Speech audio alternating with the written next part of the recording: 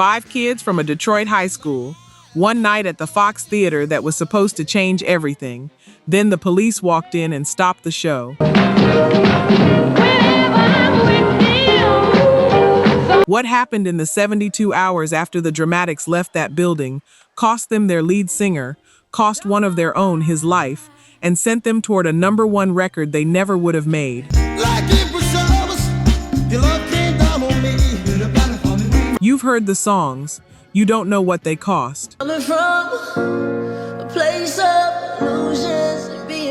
Number 10, The Sensations. Before there were the Dramatics, there was a 13-year-old kid named Ron Banks putting a group together in a Detroit high school. Pershing High, 1964. Banks, Larry Reed, Larry Squirrel Demps, Elbert Vamp Wilkins, Rod Davis.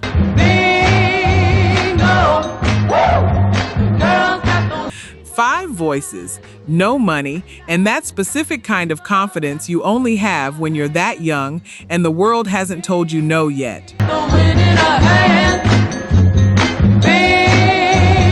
They called themselves the Sensations first, changed it to the Dramatics in '65. And here's what people forget about Detroit in those years. Every corner had a group. Every school, every church basement. If you grew up around that, you know exactly what I'm describing. Kids harmonizing on a stoop because there was nothing else to do and everything to prove.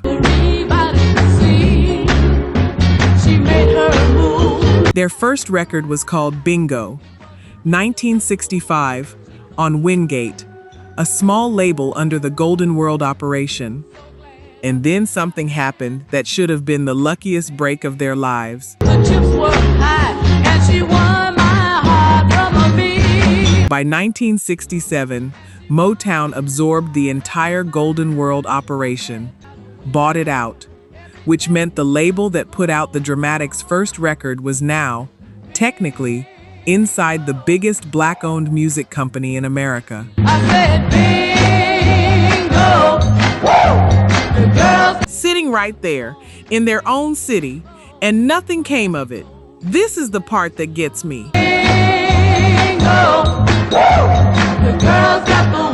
They were 15 minutes from Hitsville. The machine that turned Detroit kids into international stars was operating in their neighborhood, and they were on the outside of it looking in. So they moved on. Found another local label, kept working. If you've ever been close enough to the thing you wanted to see it clearly, close enough to touch it, and still couldn't get through the door, you already understand what that year felt like for them. They weren't failures. They just weren't chosen. Not yet. Number 9. All Because of You.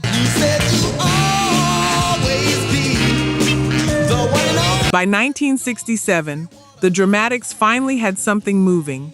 They'd landed at Sport Records, another Detroit label, and cut a song called All Because of You, and it worked.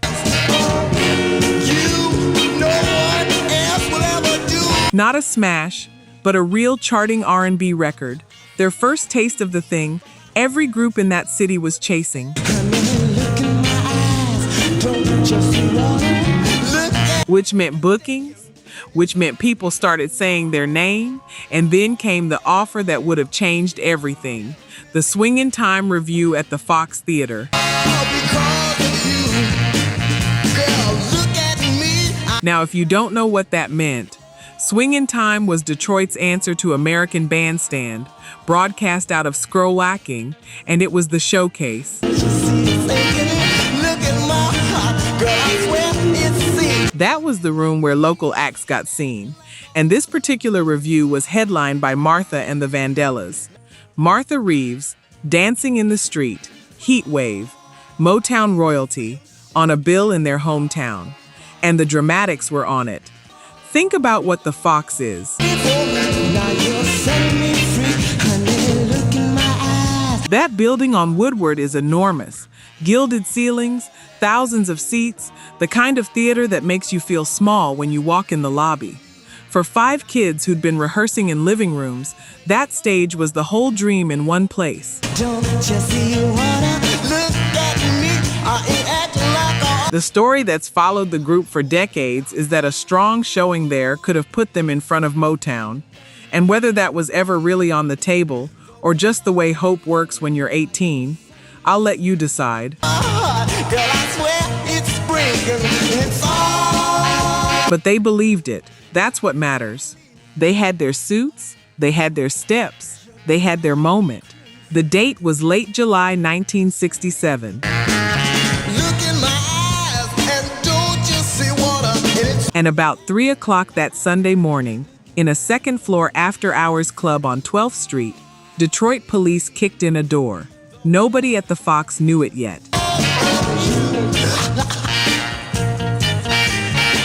Real talk. Only 9% of you are subscribed. That hurts. We're spending hours digging through archives, fact-checking every detail, bringing these stories back to life. And if you're watching this far, you clearly care. So hit subscribe. It's free and takes 2 seconds. Now, to my subscribers, barely any of you have joined the membership. And honestly, that stings even more. You know the work we put in. You keep coming back. If these videos have ever made you feel something, if this music means something to you, join the membership. It's $1 coffee a month, and it's the only way we keep this going. Let's build this together. All right, back to it. Number 8, 12th and Claremont. Here's something almost nobody mentions when they tell this story. The dramatics had no idea. While they were putting on their stage clothes, a city was already coming apart 8 blocks away. Early morning, Sunday, July 23rd, 1967. Detroit police raided an unlicensed after-hours bar at 12th and Claremont, what people called a blind pig. Inside, there was a party going for some young men who'd just come home from Vietnam. Police expected a handful of people. They found dozens. And it took a long time to get everyone out onto the street, in the dark, in front of a growing crowd of neighbors. Somebody threw a bottle, and that was it. What followed became the deadliest urban uprising in America that summer. 5 days, 43 people dead, over 7,000 arrested. Around 2,000 buildings destroyed. Governor Romney called in the National Guard. President Johnson sent Army paratroopers into an American city. But here's the thing about a city that size, it doesn't all burn at once. You could be a mile away and hear sirens and think it was a bad night. You could be downtown, in a theater, getting ready to sing, and have no earthly idea that the neighborhood you grew up in was on the news in every country on the planet. That's what makes this part hard to hold in your head. The show was still on. Nobody canceled it. The crowd came. Kids in their good clothes, parents in the lobby, the whole normal ritual of a Sunday show. And upstairs in a dressing room, 5 young men were probably running their harmonies one more time. I think about that a lot. That last hour when they still thought this was going to be the best night of their lives. Because it was the last hour. Number 7, the show stops. Martha Reeves was on stage when the police came down the aisle. Robin Seymour, the host, remembered it plainly years later. Reports of trouble in the city, then officers walking right up to the stage in the middle of the show. They stopped everything. They asked the kids to exit quietly to the lobby. Parents would come for them, and Martha had to take the microphone and tell a theater full of people that their city was on fire and they needed to go home. She said it calmly. 50 years later, she still talked about her heart pounding when she got back to that dressing room. Now, this is the part where I have to be honest with you, because the record isn't clean here. Some accounts say the Dramatics performed that day. Others say the show was shut down before they ever got on. The BFI's account of the film says their spot was canceled outright. Stax's own history says the group performed. Hersey's reporting has them leaving the theater and heading to the Algiers after the riot started. I've read all of it, and I'll tell you what I actually think. It doesn't change the shape of what happened. Whether they got a song out or not, the night ended the same way. The room emptied, the lights came up. Nobody got discovered. The moment they built 4 years toward just stopped, midair, and they walked out of the Fox Theater into a city under curfew. That's the walkout. Not a protest, not a stand, just 5 kids in stage clothes stepping out onto Woodward Avenue with nowhere safe to be.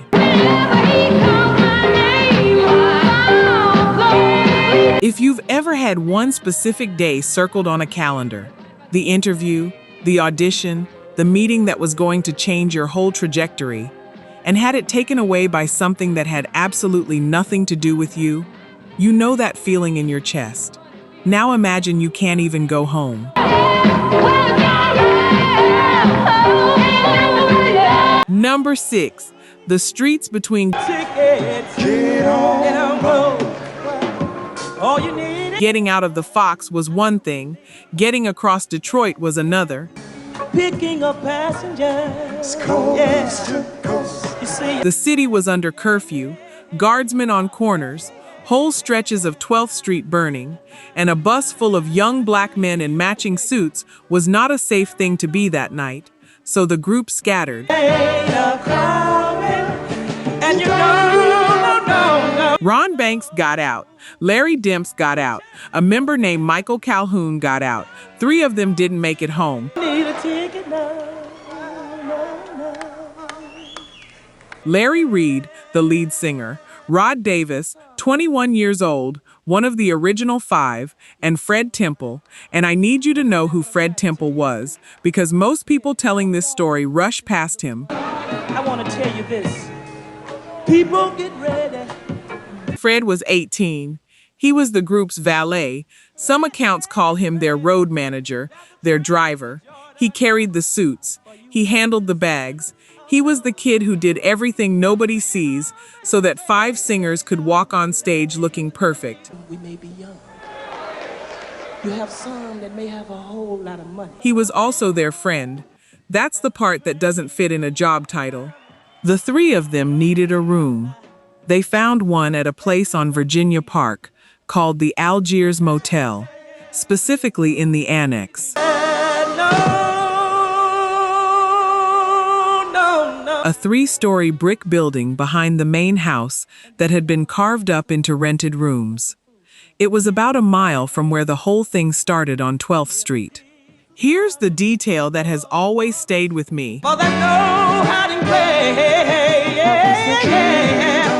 The Algiers wasn't a hideout. It was the opposite.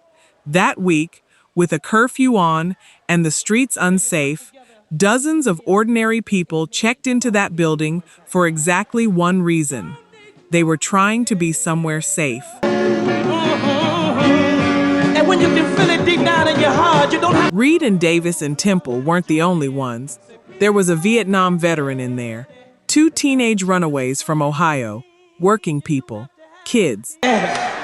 You see, when you do that and you have it deep down in your heart to where you believe. Everybody in that building had made the same reasonable decision: get off the street. Banks and Demps left before the 25th. Reed, Davis, and Temple stayed. Get on board, get on board. All you need. Number 5, the Algiers. Since my man and I ain't together. It started with a toy. Oh yeah, life is bad. In one of the annex rooms on the night of July 25th, a 17-year-old named Carl Cooper fired a starter pistol out a window. Blanks, the kind of thing used to start a foot race. All I do is pray. There's testimony that it was a joke, that somebody was messing around. A National Guardsman a block north reported gunfire. Oh, keeps raining on. And in a city where officials had spent 3 days telling each other there were snipers on the rooftops, that report was a match. Police, state police, and guardsmen converged on the Algiers annex, looking for a shooter. Everywhere, stormy weather, stormy. They found 10 black men, 2 white women, and no guns. What happened over the next hour has been documented in court records, in FBI files, and in John Hersey's book about the incident. A book he wrote after interviewing the survivors, the families, and the officers themselves. I'm not going to walk you through all of it. It's in the record if you want it, and I'd rather you hear it from Hersey than from me. Me and my daddy ain't together. What I will tell you is this. The people in that building were lined up against a downstairs hallway wall. They were beaten. They were threatened. The Lord will let me. Officers separated people into rooms one at a time, and when it was over, 3 young men were dead. Carl Cooper, 17, Aubrey Pollard, 19, Fred Temple, 18. Walk in the sun once more. The Dramatics valet, the kid who carried the suits. Larry Reed survived. Rod Davis survived. They were among the people kicked out of that building and left to walk home. Can't go on. Everything I have is gone. The bodies weren't found until the next day by the motel's own security man. And here's what I keep coming back to. Don't know why. 2 days earlier, Fred Temple's biggest concern in the world was making sure 5 suits were pressed for the Fox Theater. Weather. And I just can't get my. Number 4, not guilty. Larry Reed and Rod Davis testified. 2 young men who had just lived through the worst night of their lives sat in a courtroom under oath and told what they saw. Once the rain starts falling on my bed. Both of them testified to seeing Fred Temple alive in that hallway when they were forced out of the building. Here's what that testimony got them. Officer Ronald August was charged with first-degree murder in Aubrey Pollard's death. He'd confessed to shooting him, then later said it was self-defense. Because of the publicity, the trial was moved out of Detroit to Mason, near Lansing.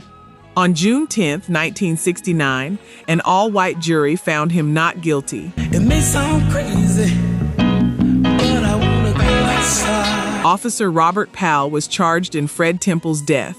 That charge was dismissed. A judge ruled his statements inadmissible because he hadn't been advised of his rights before he made them. Officer David Senak was found not guilty. Melvin Dismukes, a black private security guard who'd been across the street and entered the annex during the raid, was charged with felonious assault. An all-white jury acquitted him after deliberating 13 minutes. No one was ever charged in the death of Carl Cooper. Not one person. The state tried a conspiracy charge. That failed too. So the federal government stepped in. The Justice Department charged all four with conspiring to violate the civil rights of the people in that building. That trial was moved to Flint. On February 25, 1970, an all-white federal jury acquitted every one of them. 3 young men were killed in that building. 0 convictions. The city later paid the Pollard and Temple families $62,500 each. And the mothers of those boys sat through nearly every hearing. Every one. They watched the defense work on the jury. They watched their sons' friends get taken apart on the stand. Nobody ever apologized to them. If you've ever waited on an apology that you knew, somewhere in the back of your mind, was never actually coming, you know it doesn't hurt less just because you saw it coming. Number 3, the lead singer who stopped singing. Larry Reid went back to Detroit and did the thing nobody in his position ever does. He quit. Not immediately and not loudly, but he was done. He and Rod Davis both eventually left the Dramatics, and by 1969 they'd been replaced. William Weegee, Howard and Willie Ford came in. And that was it. Larry Reid never recorded with the group again. I want to be precise about what that means, because it's easy to say he left the group and move on. This was the lead singer. This was the voice out front on All Because of You, the record that got them the Fox booking in the first place. If you go find that song today, that's him. That's the last time you hear Larry Reid on a Dramatics record. He was a teenager when he made it. He never made another one. He didn't stop singing entirely. He sang in church, gospel, in local congregations around Detroit, for people who mostly had no idea who he'd been. But professionally, nothing, for decades. And here's what gets me about this one. Everybody involved in that night lost something, but Larry Reid lost the specific thing he was built for, the thing he'd been chasing since Pershing High. The thing that was supposed to be waiting for him at the Fox Theater. He walked out of that building with it still in front of him, and a few days later, he put it down and didn't pick it back up. Some people would call that giving up. I don't. I've never once thought that. But I know some people see it differently, and I'd rather say that out loud than pretend everybody lands in the same place on it. Because there's a version of survival where you keep going, and there's a version where the thing you loved is now permanently attached to the worst night of your life, and you don't get to choose which one you get. Number 2, what you see is what you get. Now here's where the story does something almost nobody expects. The Dramatics didn't disappear. Ron Banks kept it going. New lineup: Banks, Demps, Wilkins, Weegee Howard, Willie Ford. And in 1968, they signed with Stax Records out of Memphis. Big label, real shot. They released one single, Your Love Was Strange.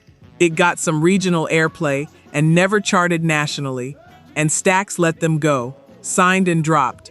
That's the whole story right there. Except it isn't, because of one man, a Detroit songwriter named Tony Hester. Producer Don Davis said it plainly in Billboard years later. He re-signed the group because of the songs Hester brought him. 1971, What You See Is What You Get. Number 9 on the pop chart. Top 3 R&B, certified gold.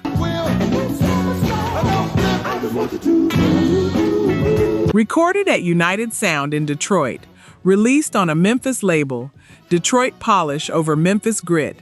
Then February of '72, In the Rain. 4 weeks at number 1 on the R&B chart.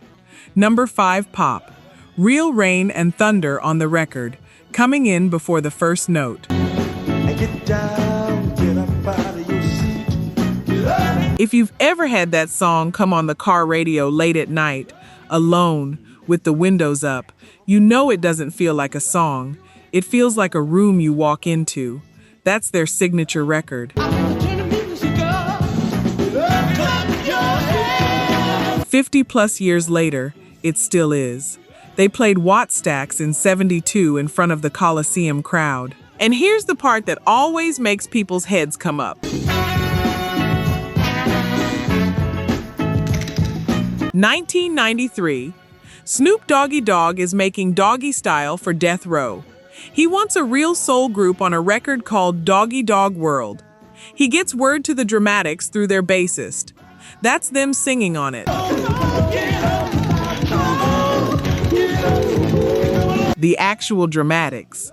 Dr. Dre producing Corrupt and Daz on verses, and a Detroit vocal group from Pershing High School, 26 years after a canceled show at the Fox, singing a hook for a generation that had no idea. Success, though, has its own way of coming apart. Howard and Wilkins left in '73 and started a rival version of the group. It took a court fight to settle who owned the name. Wilkins died in '92, Weegie Howard in 2000. Ron Banks, the 13-year-old who started the whole thing, died in 2010. Willie Ford in 2019. Number 1, Grow. Of all of the places, how 2017, 50 years after the riot. would they show?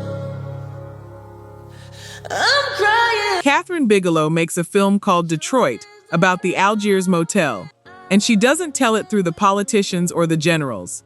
She tells it through a young singer named Larry Reed. Oh, hated for what I am and loved for what I'm. A young actor named Algie Smith plays him. The film premieres at the Fox Theater.